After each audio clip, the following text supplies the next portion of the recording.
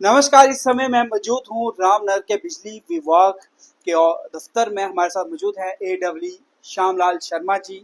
खास तौर पर दो तीन सवाल है यानी कि स्मार्ट मीटर को लेकर, बिजली कटौती को लेकर और कुछ लोग जो है बिजली चोरी करते हैं। तो हम इनसे खास बातचीत करेंगे कि जैसे कि इन्होंने हमें ऑफ कैमरा बताया कि हमारा सनराइज टू सनसेट के बाद हमारे हाथ जो है उसके बाद बंधे होते हैं, लेकिन फिलहाल हमें सब कुछ दिखता है लेकिन हम कुछ नहीं कर सकते। सर, आपका स्वागत है हमारे चैनल में। सर, क्या कहोगे जिस तरह से आपने हमें बताया कि हम अपनी ड्यूटी के दौरान जो हमें ऐसा कुछ नहीं दिखता, बाद में हम जब दिखता है तो शाम को दिखता है जब हमारे हाथ बंधे होते हैं, क्या कहोगे सर आप?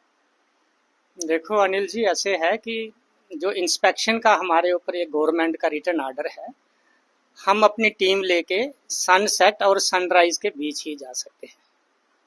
जब सनसेट के बाद अंधेरा होता है तो लोग उसके बाद चोरी में इन्वॉल्व होते हैं, लेकिन उस समय हम उनके ऊपर कोई एक्शन नहीं ले सकते।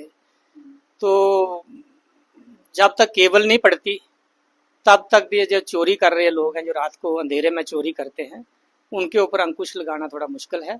तो मैं बार बार अपने हेड ऑफिस से इसकी डिमांड कर रहा हूँ कि जल्दी से जल्दी केबल का जो टेंडर है उसको फाइनल किया जाए, और ताकि चोरी के ऊपर अंकुश लगाया जा सके और लोगों को अच्छी बिजली दी जा सके। जैसे कि आपने देखा मुझे दिखे भी लेकिन मेरे हाथ बंधे हुए थे, वो आपने बताया कि हाँ, वही मैंने जैसे आपको पहले बात कर रहा था कि एक दिन मुझे कंप्लेंट आई किसी की कि भाई रात के समय हमारे फ्यूज उड़ जाते हैं ट्रांसफार्मर के।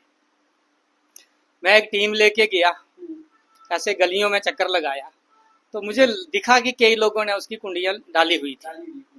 मैंने उनके घर के बाहर थोड़ा से शोर शार किया कि भाई इसका फोटो ले लो, इसको सुबह ऐसे करेंगे वैसे करेंगे, ताकि घर में कोई सुने और थोड़ा इन फ्यूचर के लिए वो ऐसा ना करे। लेकिन उसके लिए मैं उनके ऊपर कोई एक्शन नहीं ले पाया, क्योंकि उस समय उनके घर में अंदर में जा नहीं सकता था, दरवाजा उन्होंने खोला नहीं। सुबह जब मैं वेरीफाई करने के लिए गया दोबारा, तब वो कुंडियां उतर चुकी थी। तो उसके ऊपर मैं ना उनको कोई फाइन कर पाया और ना उनके ऊपर कोई एक्शन ले पाया। तो इसलिए कि जब तक केबलिंग नहीं होती तब तक थोड़ा मुश्किल लग रहा है ये चोरी रोकना। सर, जिस तरह से लोगों का सवाल है कि बिजली कटौती, स्मार्ट मीटर लगने के बाद लोगों को ये कहा गया था कि बिजली जो है 24 घंटे रहेगी, लेकिन लोगों को कहीं ना कहीं तक बिजली थोड़ी सी भी अगर कट होती है तो लोगों को अगर हमें सवाल करते हैं कि जाओ आप जाके पूछो कि बिजली आखिर क्यों कट हो रही है। हमें कहा गया है कि स्मार्ट मीटर लगने के बाद जो है बिजली नहीं कट होगी। इसको लेकर आप क्या कहोगे? देखो अनिल जी, स्मार्ट मीटर लगने से कट नहीं होने का यही भाव था कि लोग उसको जुडिशियसली यूज करेंगे और जितनी उनको रिक्वायरमेंट है उतनी ही यूज करेंगे।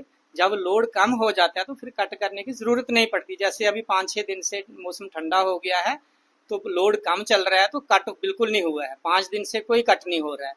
इसी तरह से जैसे ओवरलोडिंग लोग करते हैं, चोरी करते हैं, तो तभी कट होता है। जब तक ये पूरी तारों के ऊपर केबल नहीं हो जाती, केबल से रिप्लेस नहीं हो जाती, तब तक मैंने आपको पहले भी कहा कि लोगों के ऊपर अंकुश लगाना मुश्किल है। कि जब तक लोग खुद नहीं समझ जाते कि यार हम चोरी करेंगे तो उससे हमारी वोल्टेज खराब आएगी, कट भी होंगे, तो तब तक ये स्मार्ट मीटरिंग का हमें पूरा फायदा नहीं मिल रहा है। लेकिन जैसे ही केबलिंग डालना भी स्मार्ट मीटरिंग का ही एक पार्ट है। जब केबलिंग डल जाएगी फिर चोरी नहीं हो सकती लाइन। फिर नहीं होगी, क्योंकि जिसके बाहर केबल कटेगी तो उसको तो हम सुबह पूछ सकते हैं ना। सनराइज के बाद जब हम जाएंगे तो जिसके घर के बाहर से केबल कट की होगी रात को किसी ने कुंडी डालने के लिए, तो उसको हम पहचान सकेंगे, तो उसके ऊपर हम एक्शन भी लेंगे फिर। जैसे कब तक होगा टेंडर इसका, कब तक ये तारें जो डलेंगी? देखो इसका बाकी डिस्ट्रिक्टों में 2 साल से काम चल रहा है। हमारी डिस्ट्रिक्ट का थोड़ा बड़ा टेंडर है, दो कोई लगभग 300 करोड़ का टेंडर है, 290 करोड़ का। तो जो बाहर इतनी कैपेसिटी हमारे डिस्ट्रिक्ट के या हमारी स्टेट के लोगों के पास टेंडर डालने की है नहीं। बाहर से ठेकेदार आते हैं आउट ऑफ JNK से, तो उनको लगता है कि JNK बड़ी पहाड़ी स्टेट है, इस काम करना मुश्किल होगा, तो वो जो टेंडर है वो जितनी एलोकेटेड कास्ट है उससे वो 2 गुना डालते हैं या 1.5 गुना डालते हैं, जो दिया नहीं जा सकता, क्योंकि टेंडर में तो उतना ही पास होगा जितने की एलोकेटेड कास्ट है। जैसे 200 करोड़ का टेंडर है, उसको कोई 250 करोड़ डाल देगा तो उसको फिर नहीं दिया जा सकता।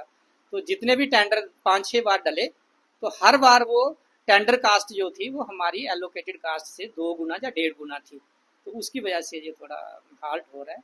तो अभी गवर्नमेंट से हमने एलजी साहब से भी हमारी जो स्टेट की ड्यूटी एडमिनिस्ट्रेशन है उनसे टेकअप किया था कि इसके ऊपर कुछ दोबारा से सोचा जाए, जहाँ तो एलोकेटेड कास्ट को बढ़ाया जाए तो जहाँ फिर इसको छोटा छोटा करके लगाया जाए, तो उसके ऊपर अभी स्टेट का भी डिसीजन हुआ नहीं।